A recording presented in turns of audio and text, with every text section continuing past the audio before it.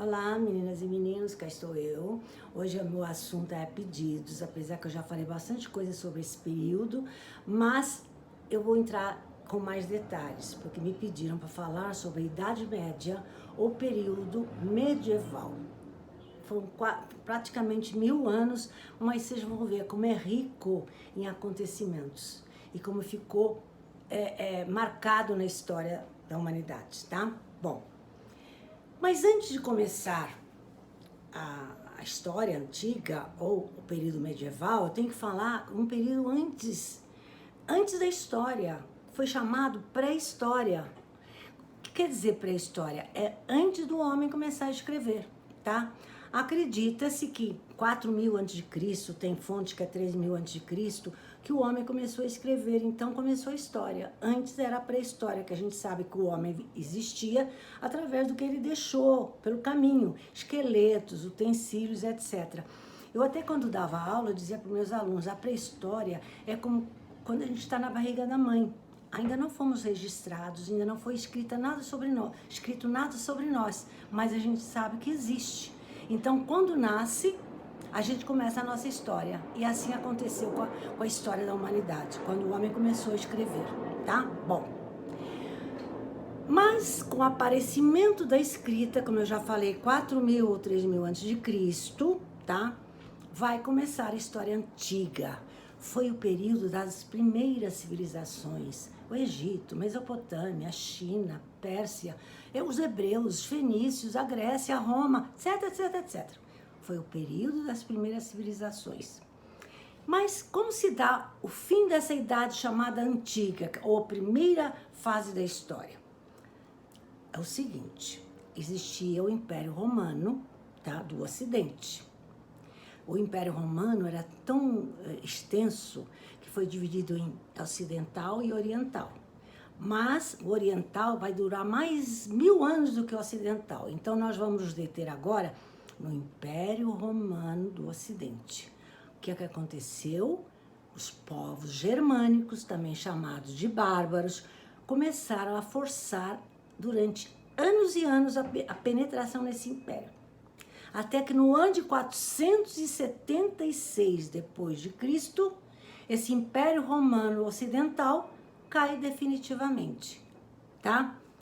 Como eu falei, o Império Romano do Oriente, cuja capital é Bizâncio, depois mais tarde Constantinopla, vai durar mais 1000 anos, mas porque é lá no Oriente, nós estamos falando do Ocidente. Então, em 476, o chefe dos bárbaros, o chefe dos Érulos, chamado Odoacro, entra em Roma, e depois o último imperador romano, chamado Rômulo Augusto. Então, ocorreu uma grande desorganização na vida política e social e econômica no Império Romano do Ocidente. E aí surgiram vários reinos bárbaros, não foram os bárbaros que entraram e acabaram com Roma? Tá? E aí esse período em que há essa desorganização, né, motivada pela entrada dos reinos bárbaros, dos povos bárbaros, vai surgir um mundo chamado mundo feudal. Tá? Com essa desorganização vieram guerras, fome e grandes epidemias, e o mundo se transformou no mundo feudal, ou Idade Média. Acabou a Idade Antiga, começou a Idade Média. Por que Idade Média?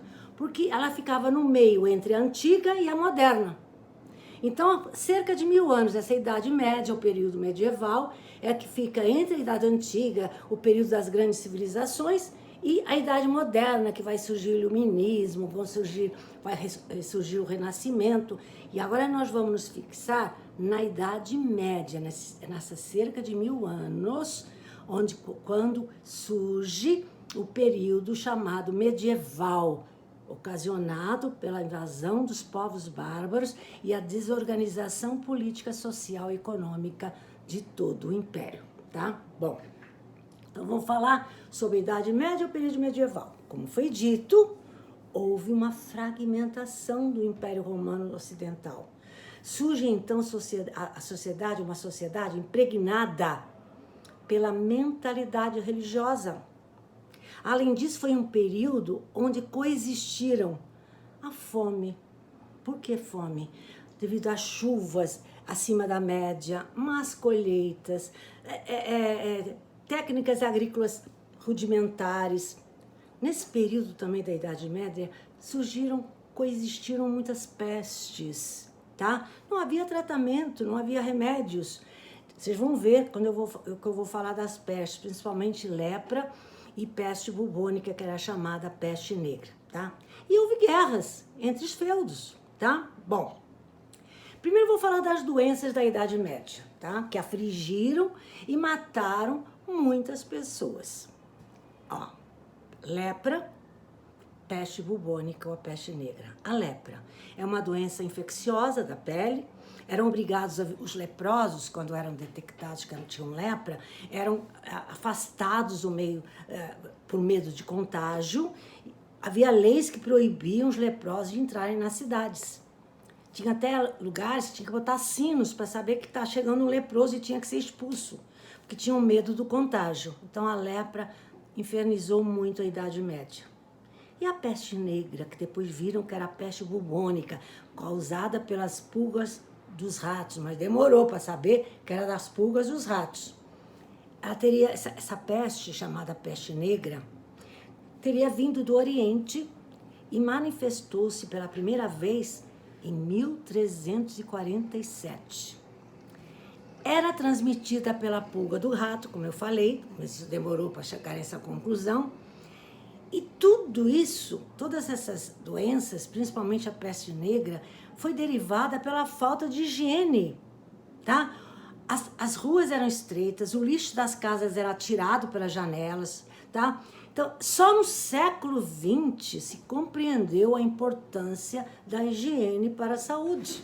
Vocês lembram que quando os portugueses vinham, os espanhóis vinham lá do Oriente com produtos, né?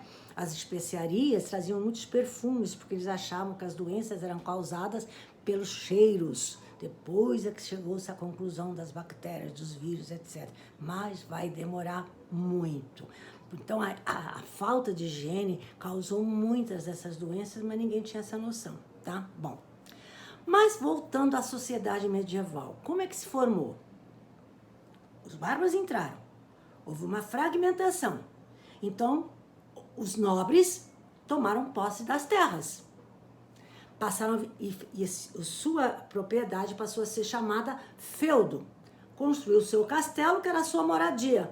A moradia do senhor feudal e da sua corte e dos seus nobres, tá? O castelo, então, virou a habitação do dono do feudo.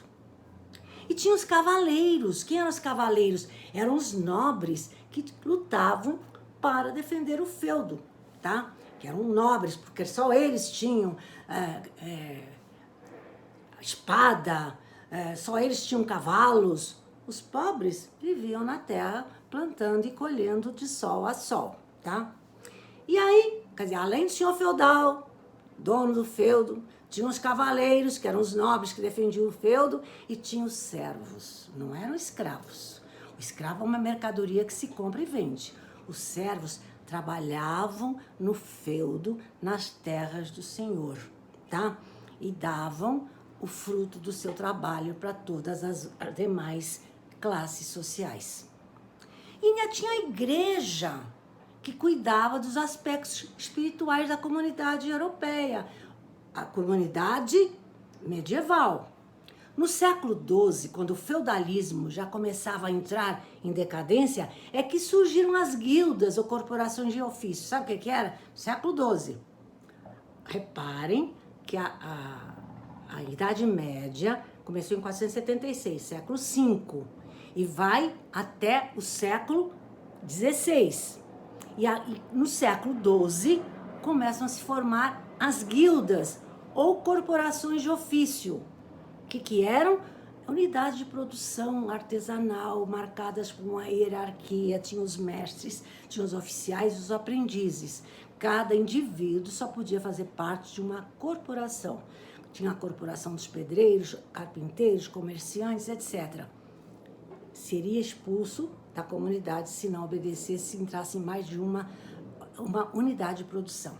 Isso foi quando o feudalismo começou a entrar em decadência, porque não dava, os cérebros não davam conta, né, de tudo, da manutenção do feudo. Bom, agora eu vou falar da religião na Idade Média. O cristianismo propaga-se com grande força. O homem passa a ser dominado por crenças e superstições. Reparem, ele passou por doenças, por fome, ele passou por lutas, invasões. Então, ele começou a viver, o povão, dominado por essas crenças, essas superstições. Por isso, esse período, quando começa a Idade Moderna, os iluministas que diziam que ia colocar luz nas pessoas, por isso eram chamados iluministas, eles falavam que esse período de 1000 anos da Idade Média foi a Idade das Trevas, foi a noite dos 1000 anos, porque não houve cultura, detonaram a Idade Média. Mas a filosofia clássica sobreviveu nesse período, não foi noite dos 1000 anos, não foi Idade das Trevas tanto assim. Houve guerras, houve fome, houve realmente doenças, mas a arquitetura floresceu nesse período, que comprova essas grandes catedrais medievais que a gente encontra na Europa até hoje. E essas catedrais medievais suntuosas que a gente vê exigiam trabalho de grandes arquitetos e grandes artistas. Essas catedrais surgiram na Idade Média. E outra coisa que surgiu na Idade Média foi a cultura clássica greco-romana através dos mosteiros.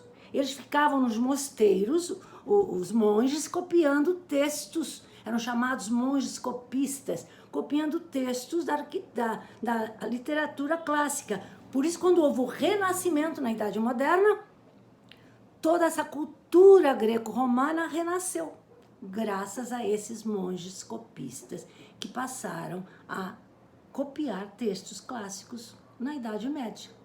Então não foi a Idade das Trevas, tá? Para o povo foi realmente muita fome, muita doença, muita superstição, mas teve frutos culturais a Idade Média.